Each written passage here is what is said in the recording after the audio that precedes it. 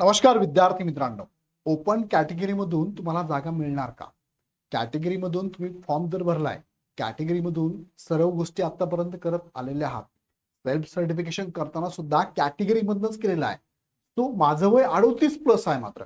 मग मला ओपनच्या जागा मिळतील का? याचा नेमका निकष काय? या संदर्भात लिखित स्वरूपात तर अजून पवित्र पोर्टलवरती असं काही आलेलं नाही. मात्र तुम्ही जर तुमचं प्रोफाईल ओपन करून बघितलं तर तुम्हाला एक गोष्ट लक्षात येते आणि जी गोष्ट तुम्हाला सांगते की यस, तुमचा विचार ओपन मध्ये होतो.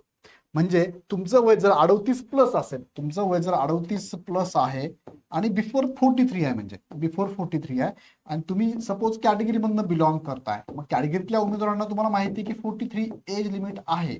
ओके, पण तुम्ही 38 प्लस आणि 43च्या मागे आहात. मग अशा वेळेस तुम्हाला इथे विचार होतो का ओपनच्या जागांसाठी? तो एक महत्वाचा प्रश्न आहे की ओपनच्या जागांना तुमचा विचार होईल का. तो थोडक्यात आपण समजून घ्या ह्या व्हिडिओच्या माध्यमातून. प्रथमतः मी तुम्हाला उत्तर तर असं येतो की यस, तुमचा विचार होणारच आहे.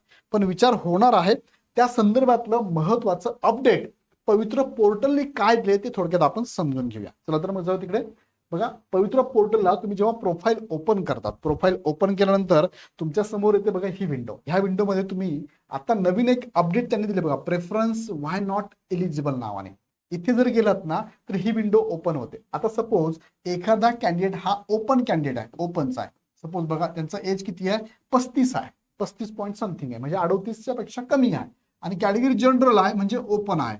तर ह्या कॅन्डिडेटला त्यांनी काय सांगितलं बघा, ओपन एज कॅप लिमिट किती दिले त्यांनी, 38 दिलेलं आहे, 38 दिलेलं आहे. आता हे झालं ओपनच्या विद्यार्थ्यांना. मात्र इतर विद्यार्थ्यांच्या बाबतीत हे थोडंसं वेगळं आहे. काय वेगळं आहे थोडक्यात समजून घेऊया. बघा, मी दुसरी एक प्रोफाईल ओपन केली आहे. ही प्रोफाईल तुमच्या समोर आहे. बघा, ह्या प्रोफाईलमध्ये प्रेफरन्स व्हाय नॉट एलिजिबल आहे. एज बघा 26 एज आहे, ठीक आहे, पण कॅटेगरी मधनं आहे. एज काउंट करायचं ते 34-5 पर्यंत आहे. पण कॅटेगरी काय आहे, SC BC आहे. बघा, SC BC category, SC BC. आता तुम्ही कोणती कॅटेगरी पकडा, कोणती आहे, ओपन सोडून कोणतीही पकडा, SC BC, EWS, SC, ST, OBC, NT, अब, कडक, SBC, कोणतीही पकडा.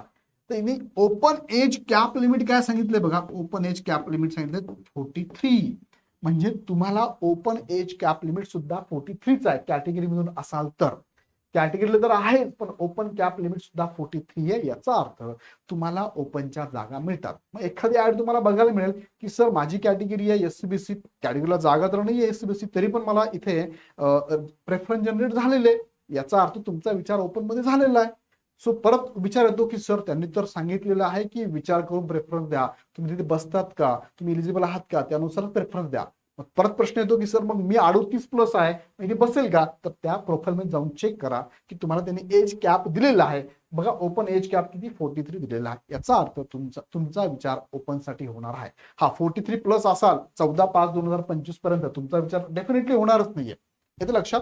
आणि 55 आणि 60चा जो निकष आहे त्यानुसार पण बघितलं, जरी तुम्हाला TET CET पेपर 1 पेपर 2 82 किंवा 82 ते 90च्या दरम्यान मार्क असेल तरी पण तुमचा विचार ओपन मध्ये होणारच आहे. सो हा प्रश्न सुटलेला आहे, विथ प्रूफ तुम्हाला मी दाखवलाय. या संदर्भात अजून काही शंका असेल तर मला कळवा. बघा, थोडं झूम करून मी दाखवलाय की ओपन एज कॅप लिमिट आहे 43 आहे. काही शंका असेल तर आमच्या टीमला कॉल करू शकता. अदरवाईज ऍप डाउनलोड करून तुम्ही त्या बॅचला पण, मेंटॉर बॅचला जॉईन करू शकता. व्हिडिओ आवडला तर लाईक करा, सगळ्यांना शेअर करा. अजून मनात काही प्रश्न असेल कमेंट बॉक्समध्ये नक्की टाका. पुन्हा व्हिडिओ आपण नेक्स्ट व्हिडिओमध्ये. धन्यवाद.